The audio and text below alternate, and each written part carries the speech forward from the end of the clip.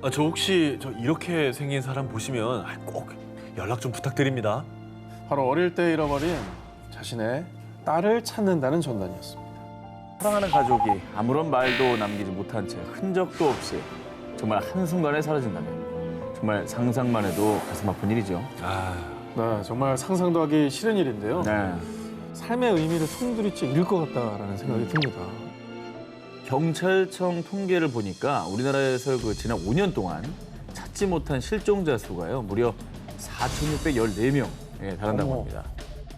실종이라는 게 진짜 예고 없이 진짜 사고처럼 이게 일어나는 일이잖아요. 맞아요. 그래서 실종자 가족분들은 정말 1분 1초 고통 속에서 지낼 수밖에 없을 겁니다. 자, 오늘 준비한 특종은요. 집으로 돌아와줘 실종 19입니다. 이 실종자들을 찾는 데 가장 필요한 거는 그리고 찾을 수 있는 힘은 우리 모두의 관심입니다. 그야말로 실종된 분들을 찾을 수 있다는 희망의 끈을 놓지 않고 결국에는요. 뜨거운 상봉을 맞이한 기분 좋은 소식도 있습니다. 정말로 기적 같은 기사들도 있으니까 기대해 주시기 바랍니다. 집으로 돌아와줘 실종 19, 17일을 공개합니다. 올해 7월 3일 너튜브 구독자 수 약 400만 명을 보유한 가수 아이유 씨가 올린 한 영상. 당시 이 영상은 진짜 갓 지은 갓이유다 라며 인터넷에서 대화제가 됐는데요. 브이로그 같은요. 그냥 매번 어떤 올리던 영상인 것 같은데요. 그러니까. 하지만 이 영상을 끝까지 보면요. 네. 아, 피곤하네요.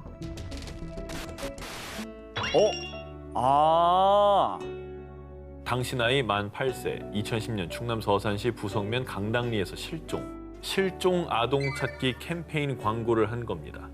실종 아동 찾기 광고를 뒤에다가 어머, 영상 맨 어머. 마지막에 저걸 넣은 거예요. 평소에 본인 너튜브에 광고는 전혀 안 올린다는 아이유 씨가 세상에. 유일하게 올린 이 광고. 아이유 씨가 이 광고를 올리게 된 이유는 뭐였느냐? 실종 아동을 찾는 데 도움이 되고 싶어요. 라며 먼저 직접 아동 관련 기관에 문의한 뒤 본인의 너튜브 영상에 실종 아동 찾기 캠페인 광고를 올린 거라고 합니다. 그리고 광고가 공개된 뒤 실종 아동을 찾기 위한 아이유 씨의 따뜻한 마음이 전해져서요. 4일 만에 무려 약 55만 뷰를 기록하며 대화제. 많은 사람들이 다 함께 김일영 군이 가족의 품에 돌아오길 간절히 기원했습니다. 그러면 55만 분이 보신 거 아니에요? 이게 저게 많이 보는 영상에다 올렸다는 거는 저 자체가 선한 영향력이고 그리고 그 실종 아동 광고가 갑자기 확 튀어나왔어요. 맞아요. 막 몰입하고 있는데 딱 떠가지고 더 볼 수밖에 없게끔 배를 했네요. 여러분, 다시 한번 이 광고를 잘 봐주시기 바랍니다. 부디 무사히 가족들의 품으로 돌아올 수 있기를 우리 모두의 관심이 절실히 필요한 때입니다. 집으로 돌아와줘 실종 19, 16일을 공개합니다. 기적이 일어난 실종자 찾기 방송. 2013년 5월 29일 미국 메인주 리밍턴의 한 경찰서로 다급한 신고 전화가 걸려왔습니다. 제발 저희 아버지 좀 찾아주세요. 흰 셔츠에 청바지를 입고 계셨거든요. 오후 4시쯤 자택에서 사라진 뒤 행방불명된 70대 치매 노인 로버트 맥도널을 애타게 찾는 가족의 실종 신고였습니다. 아이고, 이게 치매 어르신이면 걱정이 두 배죠. 얼마나 또 자식들이 걱정을 많이 하셨겠어요. 실종된 치매 노인 맥도널을 찾기 위해 지역 경찰서, 소방서에서 출동했지만 안타깝게도 그 어디서도 그의 행방을 찾을 수가 없었는데요. 결국 실종 14시간 뒤인 새벽 6시경 소방서에서는 수색 구조 인원을 늘리겠다고 발표했고요. 또 메인주의 한 지역 방송국에서는 실종 노인 찾기 긴급 생방송을 준비했습니다. 그리고 생방송 연결 전 리포터 칼 코스는 리밍턴의 한 거리에 나가 맥도널 실종 소식을 전하기 위해 준비 중이었습니다. 그런데 바로 그때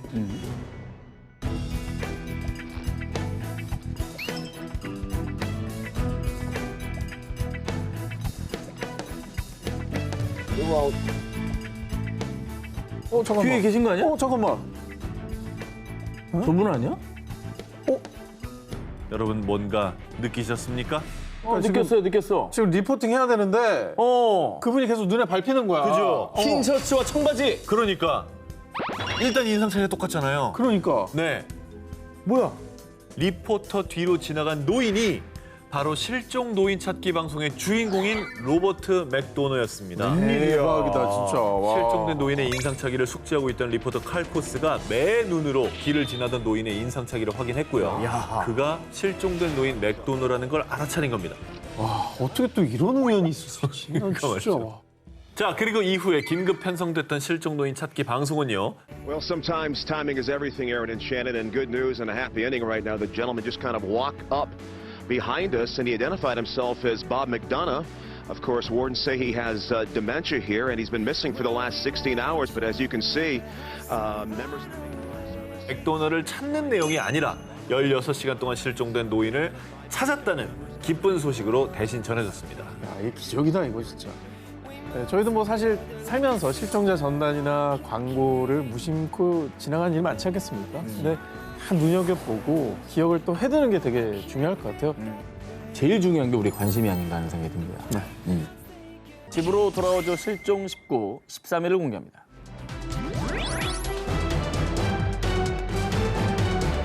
자, 이어지는 특종. 2017년 국내 B사의 아기 물티슈 캡에 의문의 QR코드가 등장을 했는데요. 스마트폰으로 이 QR코드를 스캔하면 앱 다운로드 화면이 뜨는데요. 대체 이 앱의 정체가 뭐냐? 바로 경찰청이 만든 안전 드림 앱입니다. 지난 2012년부터 18세 미만 아동, 지적장애인, 치매 질환자의 실종을 대비해서 지문과 사진, 인적 사항 등을 등록해 놓는 지문 사전 등록제가 시행이 됐는데요. 기존엔 지구대 방문에 직접 지문과 사진을 등록해야 했지만요. 요 안전 드림 앱을 다운로드하면 좀 더 간편하게, 쉽게 지문 또 사진 등록을 할 수가 있습니다. 또 실종자 검색과 실종자 신고까지 가능하다고 합니다. 이건 정말 간편해서 많은 분들 하실 것 같아요. 경찰청 조사에 따르면 사전 등록을 하지 않았을 때는 미아를 발견하기까지 평균 56시간 정도가 소요가 됐지만요. 반면 이 지문 등의 정보를 사전에 등록했다면 평균 1시간 이내 미아를 찾을 수 있게 됐다고 합니다. 해야 되겠네요. 2016년 31%에 그쳤던 지문 사전 등록이 경찰청 홍보, QR코드 캠페인 등으로 매년 참여율이 조금씩 늘어서요. 약 50%까지 증가했다고 합니다. 이거 진짜 좋은 팁이네요. 바로 앱 다운로드를 해서 이제 우리 딸도 좀 등록을 해놔야 되겠다는 생각이 듭니다. 오늘 바로 등록하시기 네, 알겠습니다. 사실 어린 자녀들은 개월수에 따라서 얼굴이 달라지니까 주기적으로 사진을 업데이트 해주는 것도 중요할 것 같아요. 뭐 지문이야 바뀌지 않더라도 사진 정보 같은 거는 꾸준히 좀 해주면 좋을 것 같습니다. 좋은 아이디어네. 우리 아이, 내 가족을 지킬 수 있는 방법입니다. 안전 드림 앱 꼭 기억해 주시기 바랍니다. 집으로 돌아와줘 실종 19, 11위 공개합니다. 러시아 잠수의 여왕 실종 사건. 41개의 세계 기록 달성. 9분의 무호흡을 기록한 여성.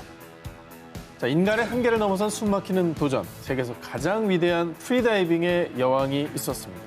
러시아의 세계 챔피언 나탈리아 몰차노바. 자, 그런데 말입니다. 세계 신기록을 기록했던 잠수의 여왕이 그만 물속에서 실종되는 사건이 발생했는데요. 아이고. 어떻게 해요? 자, 2015년 8월 2일 몰차노바는 지중해 포르멘테라 섬 해안에서 다이빙 레슨을 하고 있었습니다. 그녀는 평소처럼 잠수복을 입고 하강이 용이하도록 다이빙 장비를 착용한 뒤 바닷속으로 입수했는데요. 그런데 왜 이렇게 안 올라오지? 자, 입수한 지 한참이 되었는데도 몰차노바가 물 밖으로 나오지를 않는 겁니다. 이에 동료들이 입수를 해서 찾아봤지만 그 어디에서도 찾을 수가 없었죠. 결국 해양경비대와 500m 해저까지 탐지 가능한 잠수 로봇까지 동원돼 수색했지만 끝내 그녀를 찾을 수 없었는데요. 이에 전 세계 언론들은 세계 최고 프리다이버의 실종, 심해로 사라진 프리다이빙 챔피언이라며 대대적으로 몰차노바의 실종 사건을 보도했습니다. 근데 선수였기 때문에 그렇죠. 이 사고가 나도 좀 잘 대처하지 않았을까 하는 생각도 드는데 어떻게 된 겁니까 이게? 당시 단순 사고라고 종결짓지를 못했던 게 세계 신기록을 보유했던 프리다이빙 선수였기 때문에 그러니까. 그녀의 실종 사건에 대한 여러 의문들이 제기됐었는데요. 자, 첫 번째입니다. 혹시 몰차노바가 급류에 휘말린 건 아닐까라는 의견이었는데요. 하지만 당시 기상에는 큰 이변이 없었다고 하고요. 두 번째, 몰차노바가 위험한 암초 지역에 걸린 건 아닐까였는데 하지만 바다의 암초 사이에 몸이 끼어 나오지 못한 것이라면은 시신이 발견되거나 구조 도중에 눈에 띄었어야 되는데 그렇죠. 그렇지가 않았고요. 그리고 당시 수심은 30에서 40m. 숨을 참고 자명할 수 있는 깊이가 최대 101m나 됐던 그녀에겐 어렵지 않은 코스로요. 몰차노바가 깊은 수심까지 잠수했다가 당황해서 물속에서 길을 잃었다고 보기에도 납득이 가지 않았습니다. 의문만 남긴 채 심해로 사라진 잠수의 여왕 몰차노바. 그녀의 아들 알렉세이는 엄마를 바다에 놓아주며 이런 추모의 말을 남겼습니다. 엄마는 바닷속에 계실 것 같아요. 바다를 가장 좋아하셨으니까요. 집으로 돌아와줘 실종 19 11을 공개합니다. 하늘의 퍼스트 레이디 실종 사건. 1932년 대서양을 횡단한 최초의 여성 비행사. 1935년 하와이에서 미국을 비행한 최초의 여성 비행사. 하늘에 화려한 기록을 수놓으며 하늘 위의 퍼스트 레이디로 불린 미국의 전설의 비행사 어밀리아 에어하트. 1937년 6월 1일 전 세계인들의 뜨거운 관심 속에 세계 일주 비행을 위해 항법사 프레드 누난과 함께 미국 캘리포니아에서 출발한 비행사. 그런데 약 한 달 뒤인 7월 2일 동경 157도, 남이 33도 7분 상공을 비행 중이다. 다음 경유지인 남태평양의 하울랜드 섬으로 향하던 어밀리아. 하지만 그녀는 이 무선을 끝으로 태평양 한가운데서 그만 실종되고 말았습니다. 아휴, 당시 루즈벨트 대통령의 지시 아래 미 해군의 항공모함 4척의 구축함, 60여 대 비행기 등 2주간의 대규모 수색이 벌어졌지만 그녀의 흔적은 어디에서도 찾을 수 없었고요. 어떡해. 결국 약 2년 후인 1939년 미 해군은 연료 부족으로 인한 해상 추락사라고 발표하며 공식적으로 사망 처리를 했습니다. 정말 안타까운 소식이네요. 그런데 이듬해인 1940년경 어밀리아가 실종된 태평양 인근의 무인도 니쿠마로로에서 어밀리아의 것으로 추정되는 유골이 발견됐는데요. 그곳에서 여성용 신발, 화장품 등도 함께 발견되며 정황상 이 유골이 어밀리아의 것이라고 추측했습니다.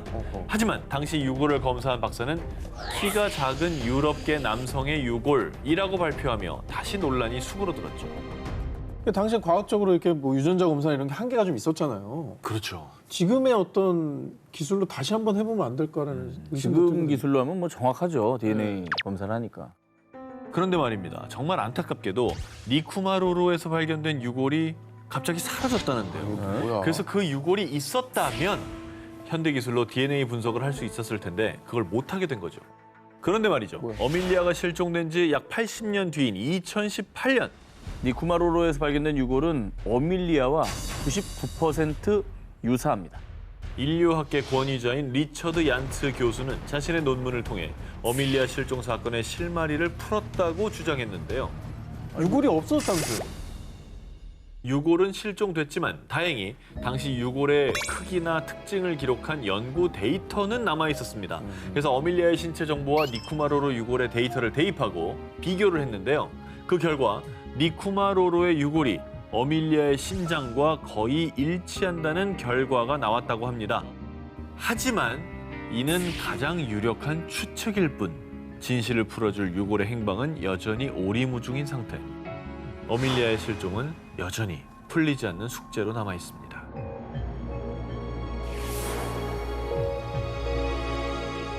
집으로 돌아오죠 실종 19 7일을 공개합니다. 2019년 9월 미국 플로리다주 웰링턴에 위치한 한 호수. 경찰은 이 호수에서 낡은 흰색 자동차를 끌어올렸는데요. 그런데 사람들은 모두 깜짝 놀랐습니다. 그 이유, 자동차 안에서 백골 시신 한 구가 발견됐기 때문인데요. 자, 약 일주일 뒤 경찰 조사 결과 백골 시신의 주인은 바로 1997년 11월 플로리다에서 실종된 40세 남성 윌리엄 몰트였습니다. 당시 윌리엄은 클럽에 방문한 뒤 여자친구에게 보낸 금방 집에 갈게 라는 메시지를 마지막으로 흔적도 없이 실종. 실종된 지 무려 약 22년 만에 엄마의 품에 돌아오게 된 그. 세상 22년 만에. 아유, 20년이면 가족들은 무슨 마음으로 그 20년을 보냈을까, 진짜. 근데 이제 뭐 어쨌든 세월이 꽤 지난 건데 22년 만에 발견이 어떻게 된 거죠? 장기 미제 실종 사건으로 남을 뻔한 윌리엄 실종의 흔적을 찾아낸 것은 다름 아닌 위성 지도 서비스인 구피어스 때문이었습니다. 자, 시신 발견 한 달 전인 2019년 8월경 헨리는 우연히 자신이 살던 동네 웰링턴을 구피어스로 살펴보던 중 호수에 있는 게 뭐지? 자동차인가? 자, 호수에서 이상한 점을 발견하고 확대를 해보니 자동차로 추정되는 물체가 호수에 잠겨 있는 것을 확인하게 된 거죠. 야, 저걸 또 어떻게 봤네. 그래서 그때 자신이 살던 집의 새 주인에게 연락을 취해서 이 사실을 알렸습니다. 어머. 그리고 헨리의 연락을 받은 새 집주인은요, 드론으로 호수에 잠긴 자동차를 확인한 뒤에 경찰에 신고를 했던 겁니다. 야, 그렇게 발견이 된 거예요? 자, 그렇게 모두의 관심과 노력으로 무려 22년 만에 윌리엄은 그를 애타게 기다렸던 가족들의 품으로 돌아올 수 있었는데요. 그리고 이 사실이 알려지자 언론에선 22년간 실종된 사람을 찾은 구피어스라고 보도했습니다. 사실 차를 발견했어도 뭐 설마 저게 차겠어 하고 모른 척하고 지나갔을 수도 있는데 그렇죠. 그거를 연락해 준 사람의 노력 덕분에 22년 만에 이 가족의 품으로 돌아온 것 같습니다. 집으로 돌아와줘 실종 19 5위 공개합니다. 한국판 버뮤다 삼각지대. 한국에서도 버뮤다 삼각지대 같은 마의 해역이 있다고 합니다. 우리나라도 있어요? 그렇습니다. 우리나라에? 우리나라에 그런 데가 어디 있지? 2004년 1월 마라도 남서쪽 55km에서 어선 A호 실종. 2005년 1월 마라도 남서쪽 305km에서 어선 B호 실종. 2005년 12월 마라도 남서쪽 65km에서 어선 C호 실종. 자, 2004년에서 2005년 사이 실종된 배 3척의 공통점, 바로 제주 마라도 남서쪽 해역에서 실종이 됐다라는 건데요. 당시 사건이 발생했을 때마다 해경과 해군은 잠수함을 탐지하는 장비를 갖춘 광역 초계기, 구조헬기, 경비함정, 어선 등을 급파해 대대적인 수색을 실시했는데요.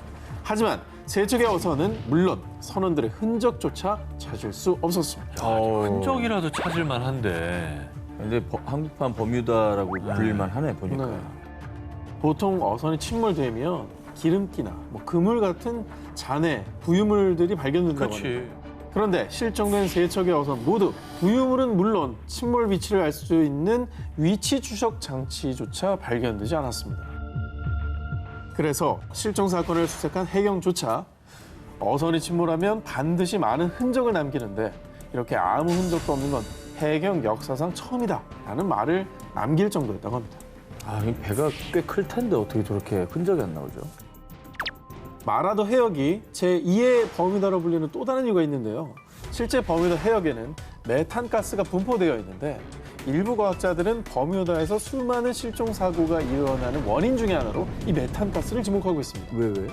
해저에서 갑자기 메탄가스가 분출이 되면 큰 거품 덩어리가 배를 둘러싸는데 이때 물의 밀도가 낮아지면서 배가 부력을 상실해 바닷속으로 빨려 들어간다는 거죠. 어머나. 자, 그런데 2009년 한국해양연구소 소속의 한 박사에 따르면 실종 사고가 난 마라도 해저에도 메탄가스가 매장되어 있다는 점에 주목. 즉 메탄가스가 매장된 버뮤다 해역처럼 메탄가스가 있는 마라도에서도 의문의 실종 사고가 발생하는 게 아닌가라는 추측을 내놨던 겁니다. 아직 원인이 정확히 파악되지 않았지만 이 근처에서 조업을 하시는 분들, 운항하시는 분들 또 각별히 조심해야겠다는 생각이 듭니다.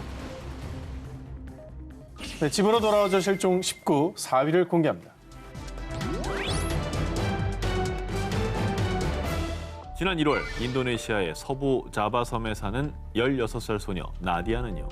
한 친구로부터 의아한 얘기를 듣게 됩니다. 나디아 이것 봐. 이 사람 너랑 완전 똑같이 생겼어. 친구가 우연히 짹짹이를 보던 중 나디아와 똑 닮은 사람을 발견한 겁니다. 동일인 아니에요? 아닙니다. 자세가 너무 아닙니다. 똑같아. 근데 거의 뭐 쌍둥이라고 해도 근데 이게 모르는 맞아. 사람 둘 사진이에요, 그러면? 전혀 서로 만난 적도 없는 사람 둘 사진. 너무 닮았다. 네. 그럴 수가 있지. 이후 나디아는 호기심에 자신과 닮은 나빌라라는 소녀의 SNS 짹짹이를 자세히 살펴봤는데요. 그런데 정말 신기한 게 두 사람이 얼굴만 닮은 게 아니라 생년월일까지 같았던 겁니다. 오호, 뭐야. 쌍둥이잖아. 쌍둥이. 쌍둥이잖아. 근데 이렇게 막 잃어버린 쌍둥이 아니에요? 그거네. 이후에 나빌라에 대한 궁금증이 점점 커진 나디아는 나빌라의 짹짹이 계정으로 메시지를 보냈고요. 자신의 짹짹이에 정말 나에게 쌍둥이가 있을까? 라는 글과 함께 자신과 나빌라의 사진을 게재했습니다.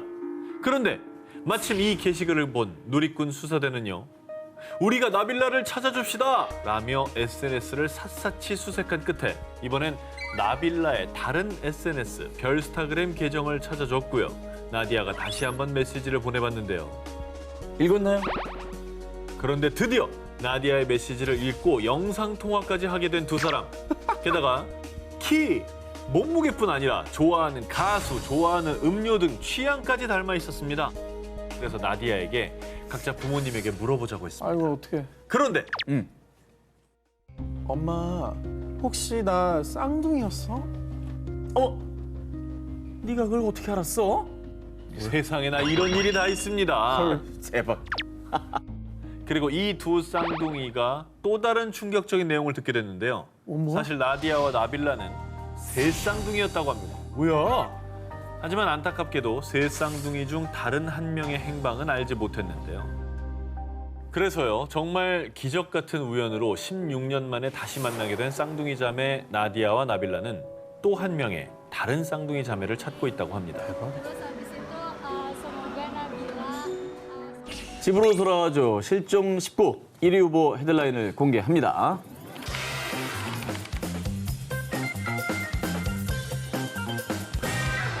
집으로 돌아와줘 실종 19, 저 한 기자의 1위 후보 공개합니다. 1986년 캐나다 온타리오주 21살의 에드가 라툴립은 안타깝게도 발달 장애를 앓고 있었습니다. 그리고 부모님은 늘 걱정 속에서 한시도 눈을 뗄 수 없었는데요. 그런데 어느 날 이럴 수가. 대체 어디로 간 거니 에드가? 극단적인 선택을 시도해 병원에 입원했던 에드가가 갑자기 사라진 건데요. 경찰 수사 결과 에드가는 나이아가라 폭포로 향하는 버스를 탄 것이 확인됐습니다. 어머 어떡해. 한 번도 혼자 멀리 간 적이 없었기에 부모님은 걱정이 이만저만이 아니었죠. 그렇죠. 얼마나 걱정이 아, 크겠습니까? 게다가 또 폭포가 얼마나 큽니까? 그러니까요. 너무 떨어지면 어떻게 걱정 진짜 많이 하셨을 것 같아요. 어떻게 찾아야 되죠? 경찰과 가족들은 에드가를 찾기 위해 전단을 배포해 도움을 요청했는데요. 하지만 희망적인 연락은 오지 아 않았습니다. 어떡해. 정말 한순간에 아들을 잃은 부모님은 절망에 빠졌고요. 아픈 아들이 혹여나 잘못된 것은 아닐까 걱정 속에 하루하루를 보냈죠.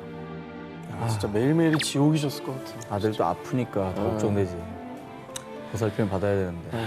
흔적도 없이 사라진 에드가 한 해 한 해 갈수록 가족들의 고통은 깊어갔고요. 그렇게 무려 30년이 흘렀습니다. 어휴. 그런데 2016년 2월의 어느 날 엄마 실비아에게 다급히 걸려온 전화 한 통. 여기 경찰서인데요. 에드가 씨 보호자분 맞으시죠? 에드가 씨 찾았어요. 무려 30년 만에 에드가를 찾았다는 전화가 온 겁니다. 30년 만에? 30년 만에. 아니 그러면 지금까지 대체 어디에 계시다 이렇게 기적적으로 돌아오신 거예요? 이게 어떻게 된 일이냐? 30년 전 에드가가 나이아가라 폭포로 향하던 날 인근 도시 세인트 캐서린스에서 그만 발을 헛디뎌 넘어지는 사고가 발생. 그 충격으로 머리를 크게 다친 에드가는 그렇게 자신의 이름도 가족에 대한 기억도 전부 잃어버렸다고 합니다. 아유. 하지만 정말 다행히도 한 사회복지사의 도움으로 지금까지 잘 지내고 있었던 건데요. 아, 정말 다행이네. 그런데 말이죠. 모든 기억을 잃은 채 살고 있던 어느 날 기억나. 기억난다고? 내 이름은 에드가 라툴립이고 내가 살던 곳은 온타리오주 키치너야. 아니 진짜 세상에 이런 일이네. 그래서 에드가의 생활을 돕던 사회복지사는 곧장 에드가 라툴립이라는 이름으로 미해결 실종 사건을 찾아봤고요. 같은 이름을 가진 실종자 전단을 발견했는데 그 사진 속 남성이 바로 에드가였죠. 사회복지사는 이 사실을 경찰에 알렸고요. DNA 대조 작업 결과 에드가와 가족들의 DNA와도 일치. 그렇지. 30년 만에 그토록 찾던 아들을 찾은 부모님은 미안함과 안도의 눈물을 흘렸다고 합니다. 아, 다행이다. 그래도 가족들이 계속 희망의 끈을 놓지 않았던 덕분에 이렇게 기적 같은 일이 발생한 것 같아요. 그렇죠.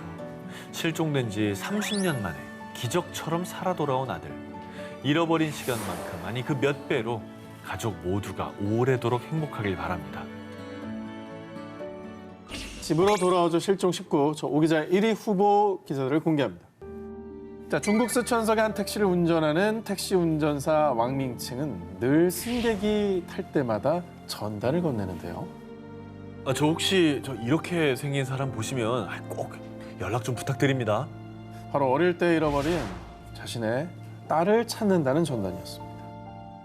1994년 당시 왕밍칭은 쓰촨성 청두에서 아내와 함께 과일 장사로 생계를 꾸리고 있었는데요. 우리 딸이 어디 갔지? 자, 그가 손님 응대를 하느라 3살 딸 치펑에게 잠깐 눈을 뗀 사이 순식간에 딸이 사라져버린 겁니다. 아이고야. 부부는 딸을 찾기 위해 곧바로 동네방네 찾아다녔지만 결코 찾을 수 없었는데요. 그렇게 21년의 세월만 무심히 흘러가 버렸는데요. 21년? 그렇습니다.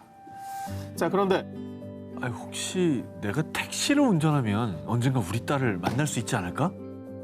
곧장 택시 운전사 일을 구한 아이고. 왕밍칭은 택시 후면 창에 실종 당시 어린 딸의 사진과 신상 정보를 담은 대형 포스터를 부착했고요. 또한 승객들이 손쉽게 볼 수 있도록 명함 크기의 전단을 제작해 택시 내부에 비치. 그러다 보니 이 안타까운 사연이 언론에도 보도가 되었고요. 그때 한 화가의 도움으로 현재 성인이 된 딸의 모습을 추정한 몽타주도 마련해 SNS에 사연과 이 몽타주까지 올려 같이 널리 퍼지게 됐죠. 그런데 2018년 한 여자가 그에게 연락을 해왔습니다. 잃어버리신 딸이 저인 것 같습니다. 그 여자의 정체는 27살의 여성 캉잉이었는데요. 그녀는 SNS를 통해 우연히 실종된 왕밍칭 딸의 현재 모습이 그려진 몽타주를 보게 되었는데 스스로도 깜짝 놀랄 정도로 자신과 똑 닮았다고 느낀 겁니다. 자, DNA 검사 결과 그녀는 아빠 왕밍칭이 24년 동안 애타게 찾아 헤매던 딸 치펑이 맞았습니다. 어떻게 지냈길래 그렇게 찾아도 못 찾았을까? 자, 그녀는 아빠 왕밍칭이 과일 장사를 하던 쓰촨성 청두 길거리에서 미아가 된 뒤 그녀를 발견하게 된 한 부부. 자, 그러니까 지금의 부모님의 입양이 되었다고 합니다. 어머. 그런데요, 이게 무슨 운명의 장난인지 전국을 돌며 찾아 헤매던 딸이 자신이 살던 곳에서 불과 약 20km밖에 떨어지지 않은 인근 마을에 살고 있었던 겁니다. 더 미치겠다, 더 미치겠어. 아유. 3살이었던 딸은 어느새 2 자녀를 둔 엄마가 되어 있었는데요. 하하.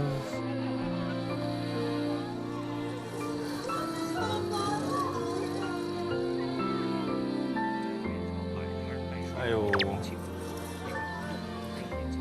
아빠가 얼마나 진짜 신락 같은 희망 놓지 않고 그냥 그러신 거 아니에요?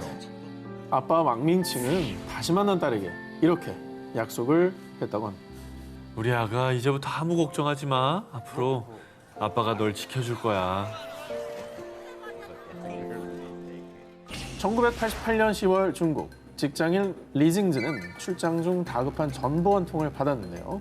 자, 바로 그녀의 하나뿐인 아들 마오인이 실종되었다는 겁니다.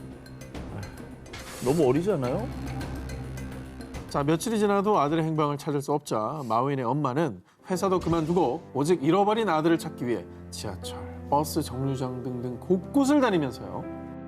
제발 우리 아들을 찾아주세요. 지나가는 시민들에게 아들의 사진과 인상착의가 적힌 전단을 배포했습니다. 그리고 지역 신문, 실종 아동을 찾는 TV 프로그램까지 출연. 정말 아들을 찾기 위해 할 수 있는 모든 것을 다 했는데요. 하지만 안타깝게도 끝내 아들을 찾지는 못했죠. 자, 그렇게 울분과 통곡 속에 10년, 20년의 시간이 흘렀지만 차마 아들이 입었던 옷도 아들이 좋아했던 자전거도 버릴 수 없었던 엄마. 못 버리지. 이 웬일이에요? 이게 생리별 아니에요 지금? 그렇습니다. 결국 심신이 지칠 대로 지친 엄마 리징즈가 병원에 입원을 하게 되었는데요.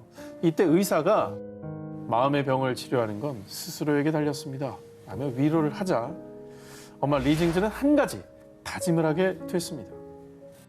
비록 우리 아들을 찾지 못했지만 나처럼 힘들어하는 사람들을 도와주자.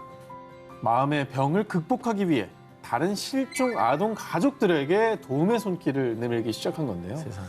13년 동안 묵묵히 실종 아동들을 찾기 위해 노력했고요.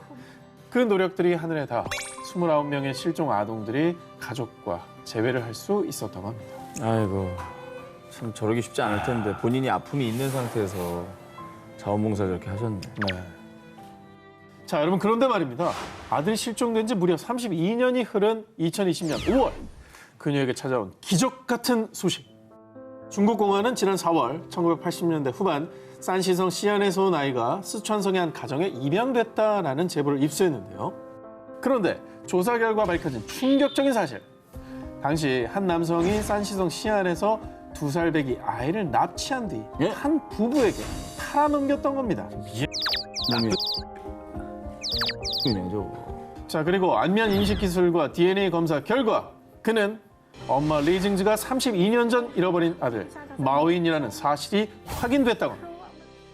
장장 32년 만에 이뤄진 가족 상봉.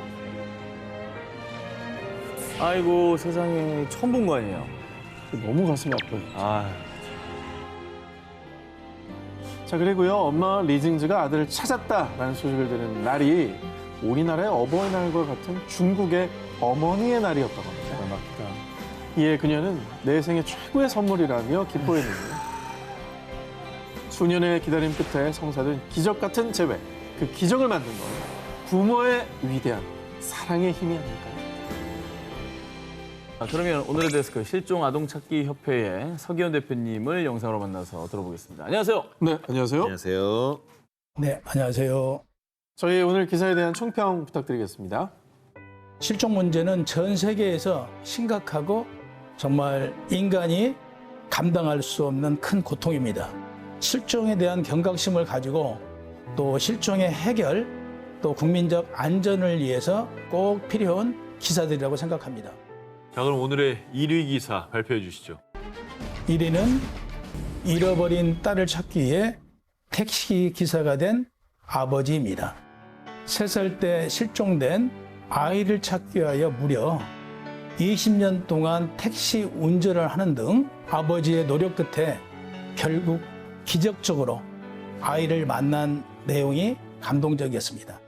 그리고 우리나라 실종 가족들에게도 이 기사처럼 만남으로 이어질 수 있는 희망이 보여줬기 때문에 1위로 선정했습니다.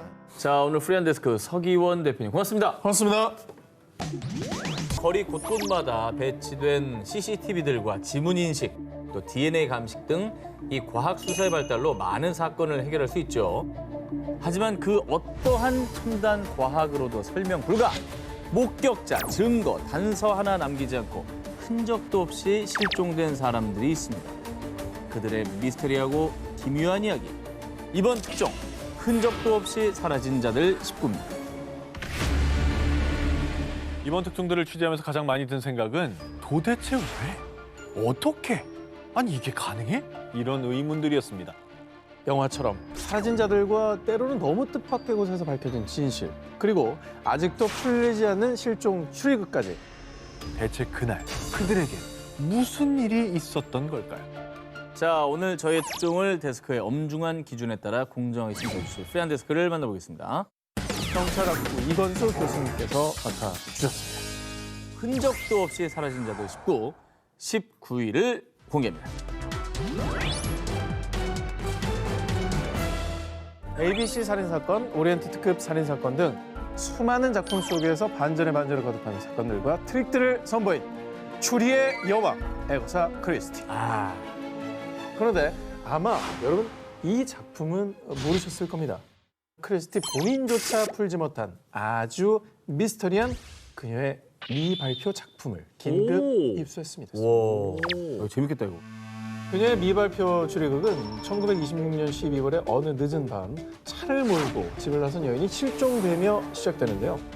실종 이틀 후 여인의 집 인근 서리주에서 그녀가 몰고 나갔던 차가 발견. 당시 차는 마치 사고라도 당한 듯 도로를 벗어나 버려진 상태였습니다. 그리고 경찰은 약 15,000명의 병력을 투입해 수색에 나섰지만 그녀의 흔적을 찾을 수 없었는데요.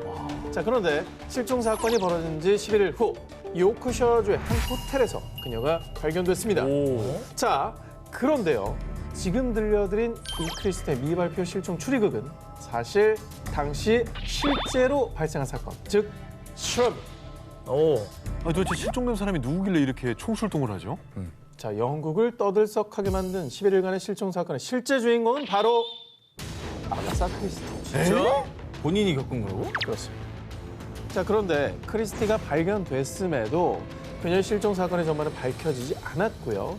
마치 그녀의 작품 속 플롯처럼 미궁에 빠져버렸는데요. 야, 이건 진짜 추리소설이네요. 추리소설 작가가 정말 소설처럼 사라져버린 거네요. 그러면 실종됐다가 나타났는데 왜 미궁에 빠졌다는 거예요? 나타났잖아요.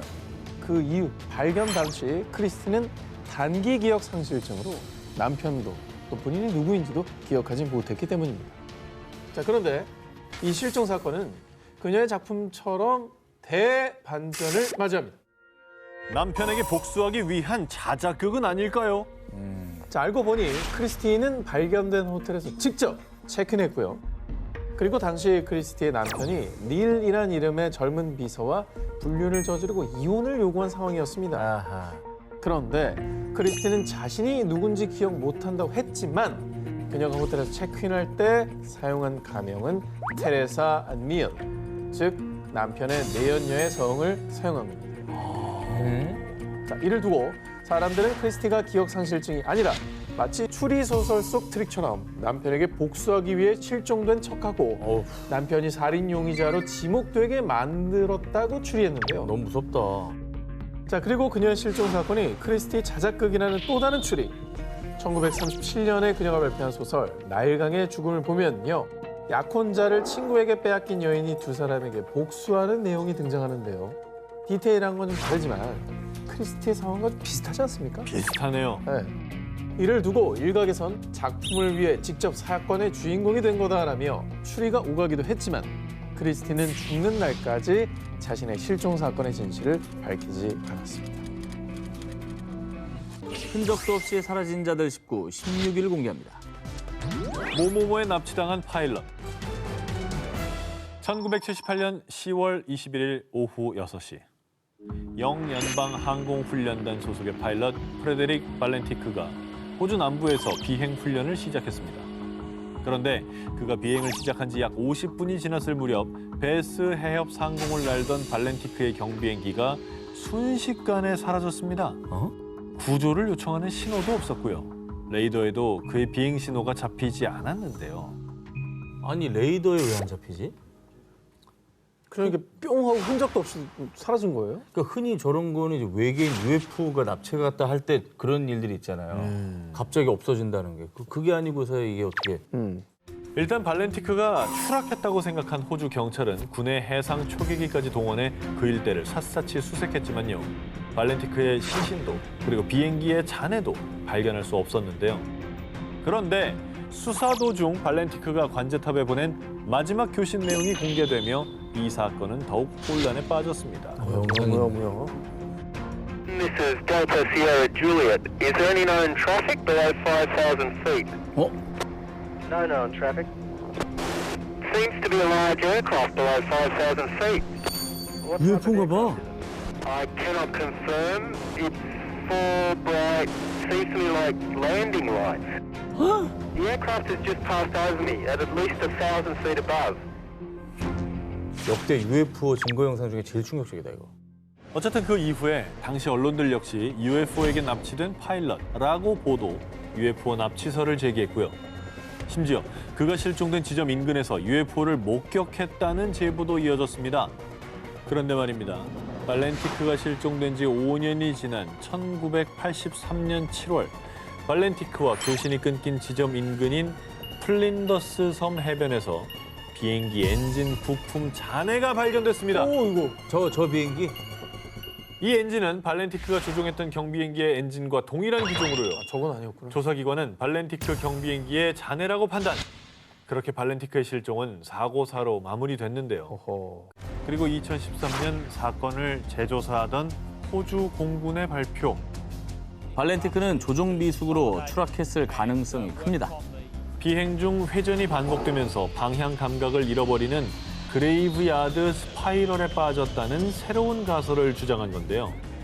추측하자면 발렌티크가 비행기가 180도 회전해 거꾸로 뒤집힌 상태에서 조종하다가 해수면에 비친 자기 비행기의 불빛을 미확인 비행 물체로 착각했다는 겁니다.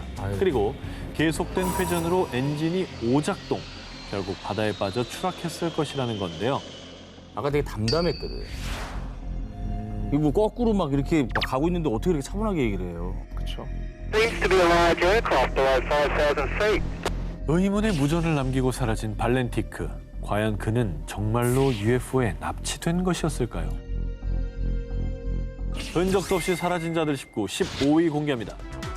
미국 최대 항공 납치 미스터리. 2016년 7월 미국 연방수사국 FBI는 45년 만에 한 실종 사건에 대한 수사를 종결한다고 발표했습니다. FBI도 해결 못한 이 실종 사건은 바로 미국에서 가장 미스터리한 항공기 납치 사건으로 불리는 댄 쿠퍼 사건입니다. 1971년 11월 24일 미국 오리건주 포틀랜드 공항에서 워싱턴주 시애틀 터코마 공항으로 향하는 여객기 안. 검은 정장과 흰 와이셔츠 차림의 한 승객에게 쪽지를 건네받은 승무원은 사색이 될 수밖에 없었습니다. 그 이유, 쪽지의 내용은 바로 내 가방 안에 폭탄이 있다. 그 승객의 정체는 여객기 납치범 댄 쿠퍼였습니다. 현금 20만 달러와 낙하산 4개를 준비해. 그리고 시애틀 터코마 공항에 여객기를 착륙시킨 뒤 경찰로부터 현금과 낙하산을 전달받은 납치범 쿠퍼. 그 뒤 4명의 조종사와 승무원만을 데리고 멕시코 시티를 향해 다시 이륙했는데요. 그런데 몇 시간 뒤 여객기가 연료 공급을 위해 레노 공항에 착륙했고 이때 무장병력이 여객기 안을 샅샅이 수색. 하지만 이미 납치범 쿠퍼는 돈과 함께 감쪽같이 실종된 뒤였습니다.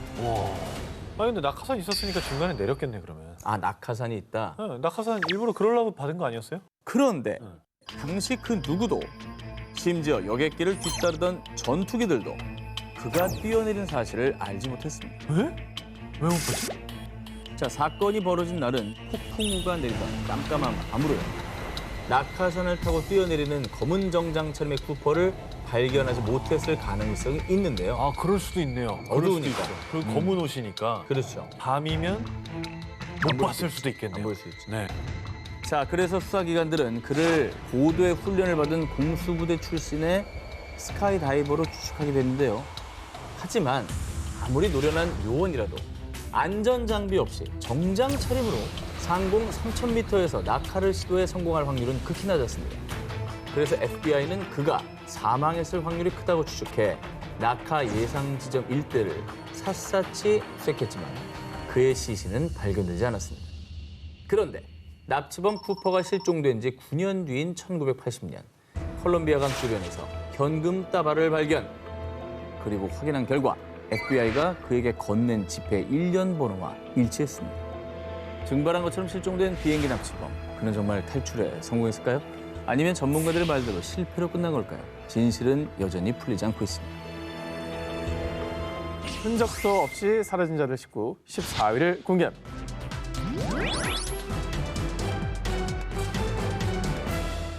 (1972년 1월) 미국령인 괌 남쪽 탈로 포포강.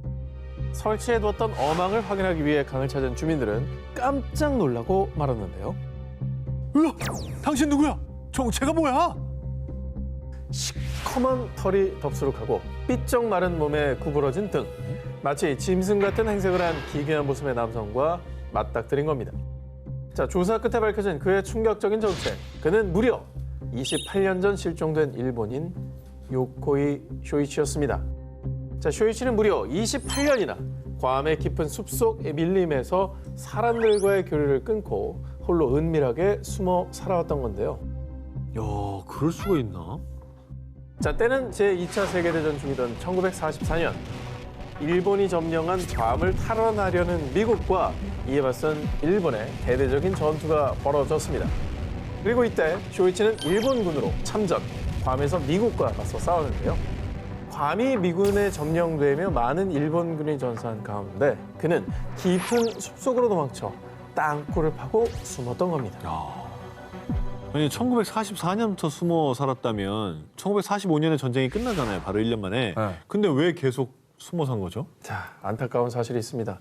자, 쇼이치는 일본이 패전하고 전쟁이 끝났다는 사실도 모른 채 발각되면 죽는다는 두려움을 안고 죽은 듯이 숨어 살았던 겁니다. 아이고.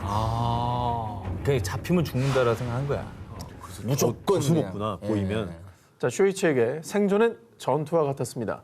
처음엔 쥐, 뱀, 두꺼비 등을 잡아먹다가 점차 생존 능력이 향상. 직접 통발을 만들어 인근 강에서 물고기를 사냥했고요. 심지어 재단공 경력을 살려서 옷도 만들어 입었는데요. 그는 미군에 발각되지 않기 위해 행동 반경을 최소화해서 엄폐하였는데요. 일단 대나무숲 밑에 땅굴을 파 낮에는 그곳에서 쥐 죽은 듯이 숨어 있었다고 합니다. 자, 그런데 말입니다. 나중에 밝혀진 놀라운 사실.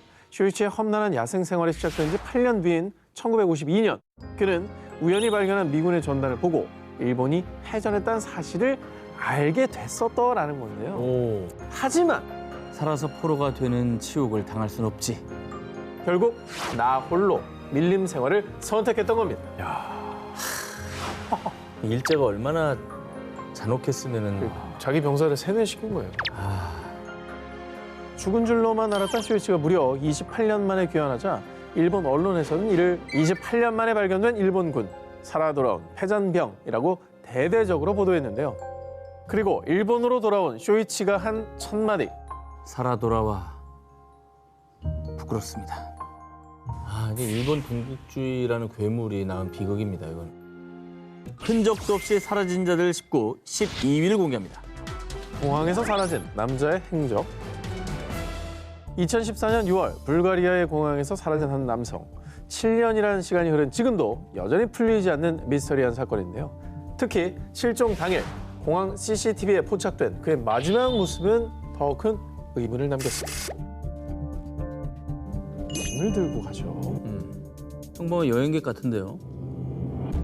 줄을 두리번거리는데 왜 이래? 어머머! 가방 다 어디 가고? 가방 놓고 뛰어간다. 어디가? 자, 재빠르게 달아나 종적을 감춘 실종자는 독일 출신의 28세 남성 라스 미텐크인데요. 자, 이 미스터리한 사건의 발단 살펴보겠습니다. 친구들과 함께 불가리아 여행 중이었던 미텐크. 술집에서 축구 경기를 보던 중 상대팀을 응원하던 다른 일행과 시비가 붙어 싸움에 휘말렸고요. 당시 미텐크는 고막 파열이라는 큰 상처를 입었습니다. 심하게 싸웠구나. 이대로 비행기를 타면 고막 상태가 더 악화될 거예요. 자, 비행기 탑승 시 기내 압력 변화로 고막 상처가 더 악화될 수 있다는 진단을 받은 미텐크. 결국 그는 귀국을 포기. 병원에서 항생제를 처방받은 뒤 홀로 불가리아에 남았고요. 자, 갑작스럽게 여행 일정에 차질이 생기며 여행 경비가 부족했던 미텐크는 값싼 호스텔에 묵게 됐습니다.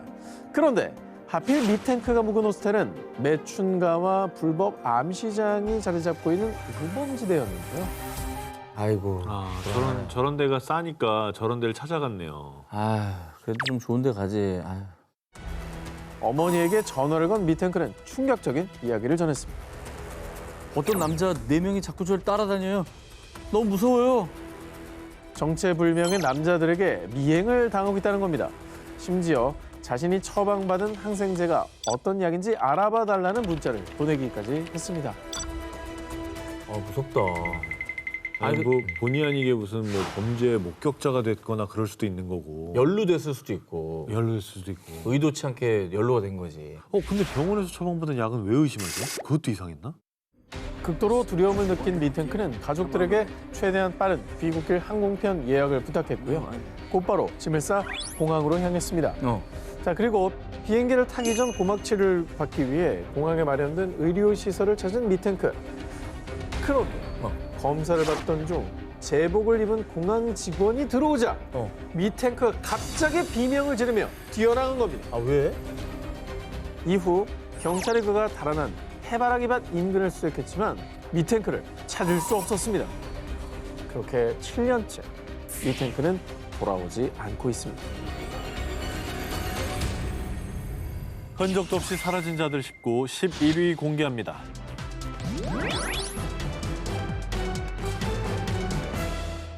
산업혁명 이후인 19세기 말 해외 무역량이 급격히 증가하기 시작한 영국.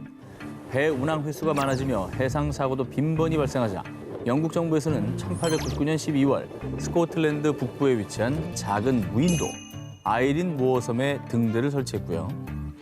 등대지기들은 비가 오나 눈이 오나 하루도 빠짐없이 어두운 바다를 비추었습니다. 그런데 1900년 12월 15일 뭐야? 아, 왜 이리 어두워? 등대지기들은 뭐 하는 거야? 항로를 표시해야 할 아이린 모어섬의 등대 불빛이 꺼져 있는 겁니다. 깜빡하고 이 불빛을 안 비춘 거 아닙니까? 아니 뭐 등대가 고장이 났던지. 이에 영국 정부에서는 사태 파악을 위해서 며칠 후 아이린 모어섬에 조사대를 파견했는데요. 그런데 아무 인기척이 느껴지지 않는 등대. 원래라면 등대에 함께 상주하고 있어야 할 등대직이 3명. 토마스 마셜, 제임스 다켓, 도널드 메가더. 이들이 모두 감쪽같이 사라진 겁니다. 철칙에 따르면 한 명은 무조건 등대 안을 지켜야 하는데 한 명도 남김없이 등대직이 3명 모두 어디론가 증발해버린 겁니다. 어딜 간 거지? 이게 철칙을 어긴 거 아니에요, 이 정도면? 자, 여기서 이상한 점은요.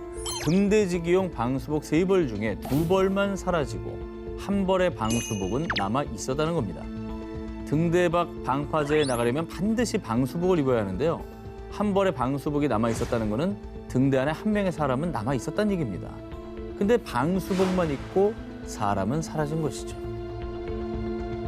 한 명은 뭔가 피치 못한 사정이 있었던 건가요? 방수복도 못 입고 일단 등대 밖을 나갔다고 한다면 그런데 섬 일대를 수색하다가 부서져서 나뒹구는 나무 상자들과 휘어진 철제 난간 등 마치 폭풍에 휩쓸린 듯한 흔적들이 발견되기도 했는데요. 그래서 조사대는 3명의 등대지기들이 풍에 휘말려 목숨을 잃었다고 추정, 상부에 보고했습니다. 그런데 무슨 소리야? 그날은 폭풍이 불지 않았다고. 등대지기들이 사라진 것으로 추정되는 12월 15일에는 폭풍이 불지 않았던 것입니다. 거봐. 실제로 등대지기들이 마지막으로 남겨놓은 등대 일지에도요. 바다는 고요했다라고 기록돼 있었습니다. 그날 이후로 그들의 시신은 물론 바다에서도 유류품 한 점조차 발견되지 않았고요. 결국 등대지기 3인의 행방과 진실은 지금까지도 미스테리로 남아 있습니다. 흔적도 없이 사라진 자들 19, 6일을 공개합니다. 모모에서 발견된 일본인 실종자. 1977년 11월 15일 일본 니가타. 하교 후 집으로 향하던 13살 소녀 요코타 메구미. 늦은 밤이 돼도 딸이 집에 돌아오지 않자 그의 아버지 요코타 시게루는 경찰에 딸의 실종을 신고했습니다. 그러나 그 어떤 흔적도 찾을 수 없었고요. 고통의 세월을 보내야 했습니다. 그런데 메구미가 사라진 지 20년이 지난 1997년 일본 언론에 메구미의 행방을 알고 있다는 한국인의 증언이 공개된 겁니다. 그렇다면은 뭐 한국에 있었다는 얘기인가요? 메구미가? 증인의 입에서 나온 충격적인 이야기. 요코타 메구미를 북한에서 봤습니다. 증인은 한국으로 망명한 북한 공작원 출신 안모 씨였는데요. 그는 메구미가 북한에 살면서 북한 공작원들의 일본어 교육을 담당했다고 주장했습니다. 그리고 그로부터 5년 후 2002년 9월 17일 북한 평양에서 열린 북일 정상회담. 당시 일본 고이즈미 주니치로 총리는 김정일 당시 국방위원장에게 충격적인 소식을 전해 듣습니다. 메구미가 북한으로 온 게 맞소. 하지만 그녀는 지금 세상을 떠났습니다. 하지만 메구미가 결혼과 출산 후 우울증을 겪다가 1994년에 자살을 했다고 전했습니다. 사실 그 참 기부한 인생 아니십니까? 그러니까요. 가족과 고국이 그리웠으면 결혼을 해서 아이까지 낳았는데도 불구하고 극단적인 선택을 더 하셨던 거겠죠. 이후 메구미의 죽음에 대한 여러 가지 의혹들이 제기됐습니다. 먼저 2004년 북한으로부터 전달받은 메구미의 유골이 메구미의 DNA와 일치하지 않았던 겁니다.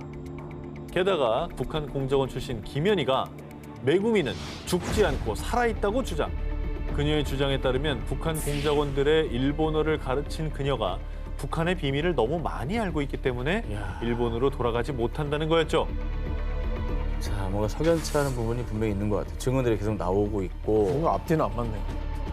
생존 모습을 봤다고 또 하는 증언들이 있으니까. 부디 그리운 가족의 품으로 하루빨리 돌아갈 수 있길 바랍니다. 흔적도 없이 사라진 자들 19 1위 후보 헤드라인 공개해 주시기 바랍니다.